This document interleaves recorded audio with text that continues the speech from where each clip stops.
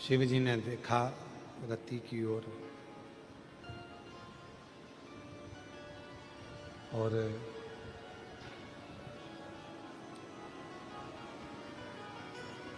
रति एकदम भय मुक्त होकर शिव जी के सामने खड़ी थी।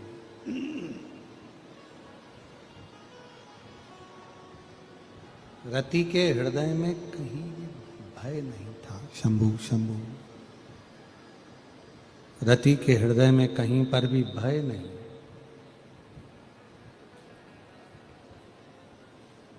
भय से मुक्त होकर खड़ी है। शिव जी का ध्यान गया रति पर। इतने तीव्र क्रोध में भी अगर ये नहीं जली है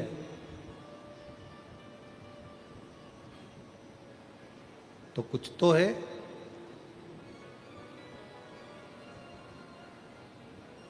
कोई विषम परिस्थिति में आने के बाद, आवाज क्लियर करो और रिटर्न बढ़ाओ। कोई विषम परिस्थिति में आने के बाद भी अगर भगवान शिव की बाहर का बढ़ रहा है, अंदर का नहीं बढ़ रहा,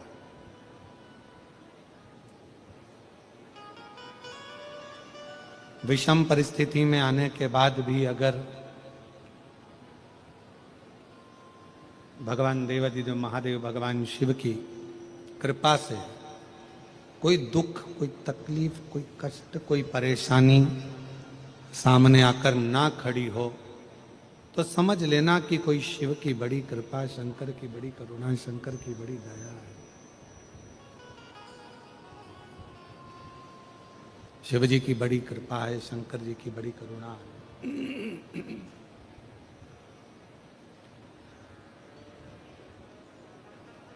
एक विषम परिस्थिति रति के सामने थी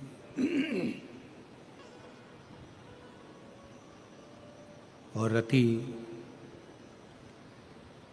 जलकर भस्म नहीं हुई है। शिव जी का ध्यान गया, भगवान शंकर ने देखा, शिव जी ने ध्यान दिया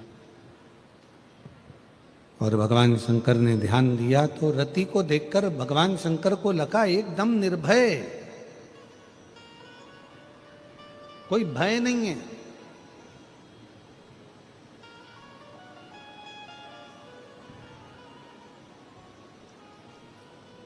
तब भगवान शंकर ने कहा रति से कि मांगो तुमको क्या चाहिए। ब्रह्मा जी मुस्कुराने लगे कि बताओ कि सामने स्वयं क्रोध, इतना तेज क्रोध सामने आया हुआ है और वो क्रोध में रति जली नहीं है, रति समाप्त नहीं हुई, उस क्रोध में जली नहीं। और भगवान शंकर रति से कह रहे हैं कि मांगो तुमको क्या चाहिए, क्या प्रदान किया जाए तुमको।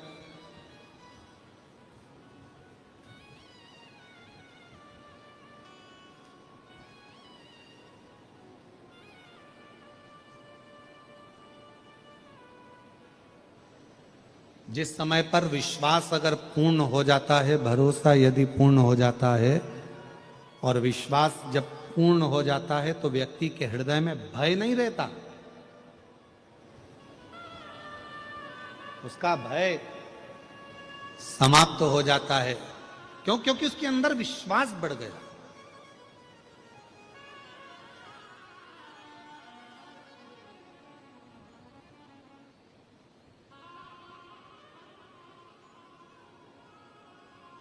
एक प्रसंग बहुत पहले एक किसी ने सुनाया था, वो प्रसंग हमारे स्मरण में आता है कि फ्लाइट में एक छोटी सी बच्ची खेल रही है और फ्लाइट ऐसा सूचना मिली है कि ये क्रैश होने वाली है, ये फ्लाइट समाप्त होने वाली है और बेटी अपने खिलौने से खेल रही है। बच्ची अपने खिलौने से खेलने में लगी हुई है, उसको कोई मतलब नहीं क्या हो रहा है क्या नहीं, वो तो अपनी मस्ती में अपनी जिंदगी जी रही। उस बच्ची से कहा कि एक अनाउंस हुआ है कि ये फ्लाइट समाप्त होने वाली है, क्रैश होने वाली है, और तुम रो नहीं रही हो। सब रो रहे हैं और तुम नहीं रो रही हो। सबको दुख है, तुम्हें दुख नहीं है। उसने कहा नहीं। तुम्हारी आंख में आंसू नहीं है? नहीं। तुम खेलने में लगी हो? हाँ। क्यों? क्योंकि मैं जानती हूं कि जो फ्लाइट के जो पायलट हैं, जो फ्लाइट उड़ा रहे हैं, वो मेरे पापा हैं, और मेरे पापा कभी मुझे मरता हुआ नहीं देख सकते। ये मुझे विश्वास है।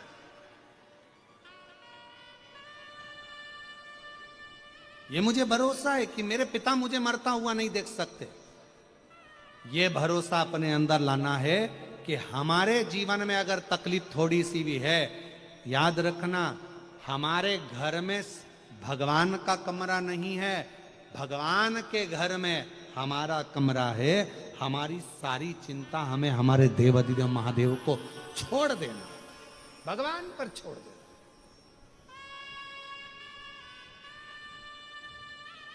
और फिर जब हमने पूरा एक पत्र है, एक पत्र में उन्होंने लिखा, मेरा नाम शांता श्याम सुंदर लाहोटी है, मैं हैदराबाद का निवासी हूं।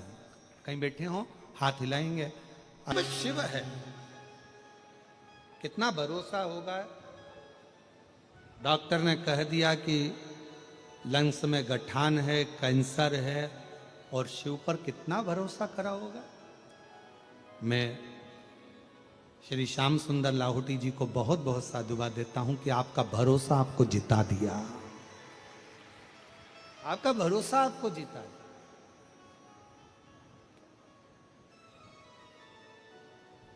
गठान है, कैंसर है, फिर विचार करा, एक बार कथा दिल से सुनो, श्री शिवाय नमस्तुभ्यम कहो।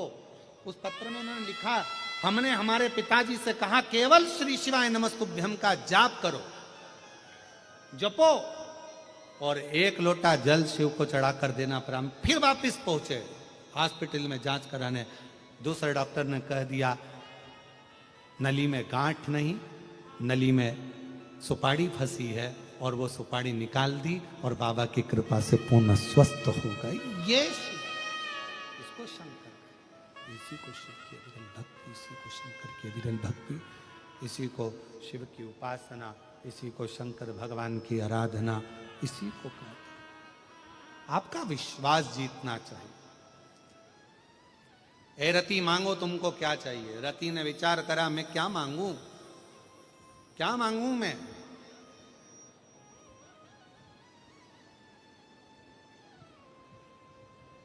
क्या मांगू मैं भगवान?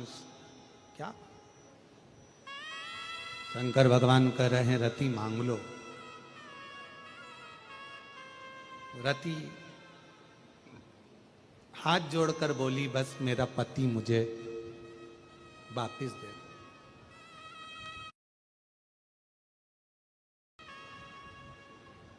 और मुझे कुछ भी नहीं चाहिए, बस मेरा पति मुझे मिल जाए। शंकर भगवान बोले वो तो भस्म हो गया। कामदेव तो मेरे सामने जलकर भस्म हो गया, और तुम कह रही हो कि मुझे पति दे दिया। अब वो कामदेव तो भस्म हो गया, तो मिलेगा कैसे? रति ने कहा कि आहूं में असर होगा, घर बैठे बुलाएंगे, उठे रहो भोले, हम तुम्हें मना लेंगे। तुम कहते हो हमें काशी प्यारी है, तुम कहते हो भोले हमें काशी प्यारी है। एक बार तो आ जाओ, काशी भी बना दे। एक बार तो आ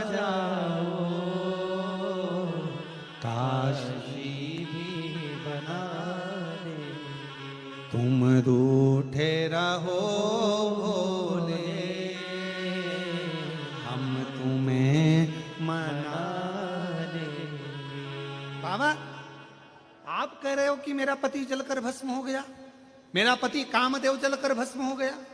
आप कह रहे हो। रति मुस्कुरा कर कहती है शिव जी के सामने, मैंने आपकी आराधना करी है।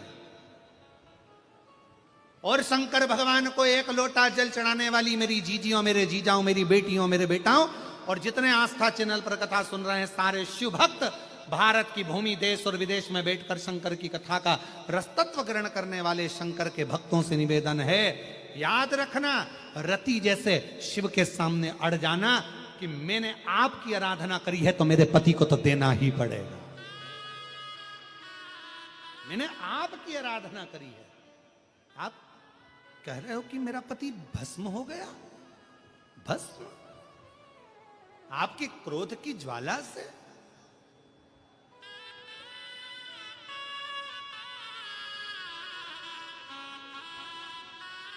मैं जानती हूं ये कठिन है, और तुम कहते हो भोले हमें गंगा प्यारी है।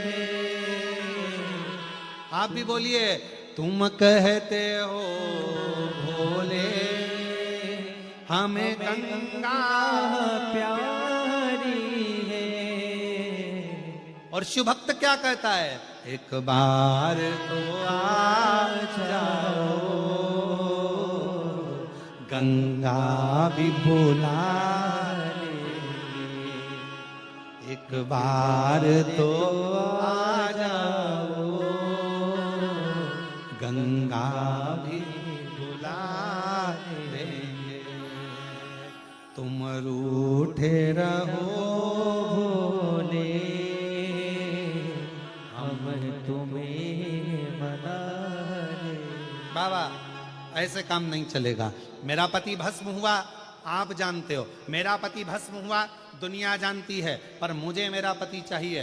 जो रति ने हाथ जोड़कर बाबा से मांगा, शंकर भगवान कहने लगे वो तो भस्म बन गया, राख बन गया।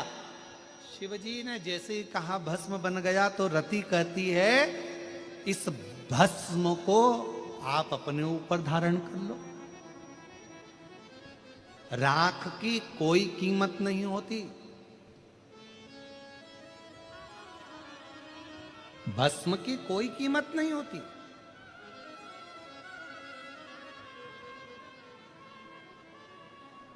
अच्छा एक बात बताओ, कचरे की कोई कीमत होगी? अरे जम के तो बोलो नहीं।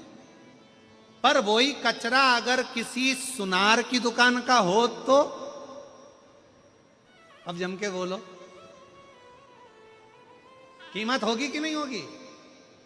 कचरे की कीमत नहीं है, पर कचरा अगर सुनार की दुकान का है तो उसकी कीमत है। राख की कीमत नहीं है, भस्म की कीमत नहीं है, पर वही भस्म यदि शिव पर चढ़ी है तो वो कीमत वाली है, उसकी कीमत है।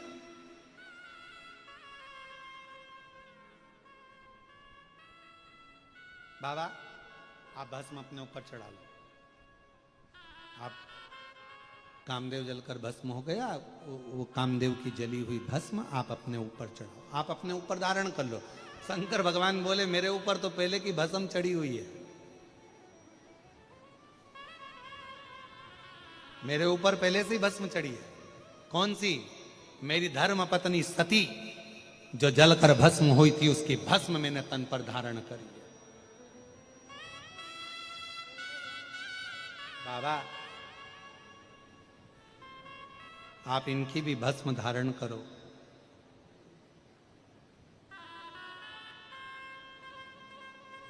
आप इनकी भी भस्म धारण करो। शिव जी ने मना करा। रति हाथ जोड़कर खड़ी रही। आपने कहा है वर मांगो, आप कहते हो वर मांगो। मैं वर मांग रही हूं, मेरे पति की भस्म आपके तन पर चढ़ा लीजिए। क्यों? रति बड़ी विद्वान थी, बहुत चतुर थी रति। रति को मालूम है शंकर भगवान के तन पर सती की भस्म चढ़ी है तो सती को वापिस जन्म लेना पड़ेगा, और सती वापिस जन्म लेगी और रति जानती है अगर कामदेव की भस्म शिव के शरीर पर चढ़ गई तो कामदेव भी फिर जन्म लेगा और कामदेव मेरा होकर रहेगा। एक बार भस्म चढ़ना चाहिए, बस एक बार बस। और शिवजी मना कर रहे हैं, मैं कामदेव की भस्म अपने शरीर पर धारण नहीं करूंगा, मेरे ऊपर तो सती की भस्म चढ़ी है।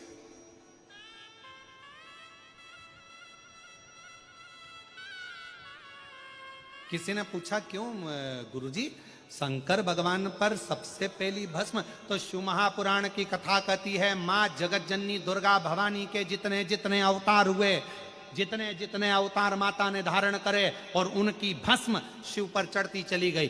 जिस देवी की भस्म चढ़ती थी उसको दूसरा रूप लेना पड़ता था, फिर भस्म चढ़ी फिर रूप लिया, फिर भस्म चढ़ी फिर रूप लिया। ऐसे भस्म का प्रतिबिंब शिव कथा कहती है कि शंकर भगवान, और इसीलिए शायद दुनिया के लोग शिव भक्त कहते हैं कि इतनी कृपा करना भोले बाबा कि जब भी जन्म मिलेगा सेवा करेंगे तेरी, और कहते तुमसे बाबा शरण पड़ेंगे तेरी। देना साथ हमारा बाबा, बन कर के तुम साथी। देना साथ हमारा बाबा, बन कर के तुम साथी। बम बम भोलानाथ है हमारा तुम्हारा, तुम्हारा हमारा। बाबा इतनी कृपा करना, मेरे तन की जब भस्म बने तेरा श्रृंगार हो जाए। अगर तुझ पर चढ़ गई मेरे भस्म तो मैं जानती हूं कि मेरा अगला जन्म होगा और मैं तुम्हारी होंगी और तुम मेरे होगे, इसके सिवा कुछ भी नहीं, कुछ भी। लिंग पुराण में एक वर्णन आता है बड़ा सुंदर कि शंकर भगवान पर भस्म चढ़ाने वाला और शिव का भस्म करने वाला, ये दोनों जब प्राण त्यागते हैं तो शंकर के ही पास हमेशा शिव के ही बनकर रहते हैं जब अगला जन्म पाते हैं। शिव महापुराण की कथा कहती है, भस्म का श्रृंगार का दर्शन करने वाला, भस्म चढ़ाने वाला, भस्म का आरती का दर्शन करने वाला, शंकर जी पे चढ़ी हुई भस्म का दर्शन करने वाला, शिव जी पे चढ़ी हुई भस्म का मस्तक पर तिलक धारण करने वाला 83,99,999 योनियां नहीं काटता, डायरेक्ट 84,00,000वें नंबर की योनि मनुष्य की पाकर शिव का हो जाता, तुरंत शिव का।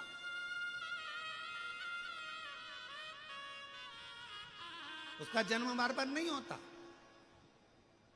शास्त्र कहता है मनुष्य अगर प्राण छोड़ेगा तो वापिस उसको फिर छुपकली बनना पड़ेगा, झिंगुर बनना पड़ेगा, इल्ली बनना पड़ेगा, जलचर बनेगा, थलचर बनेगा, वायुचर बनेगा। कई लोग बहुत सारे, ऐसा नहीं कि ना जाने कितने कितने रूप करना पड़ते हैं।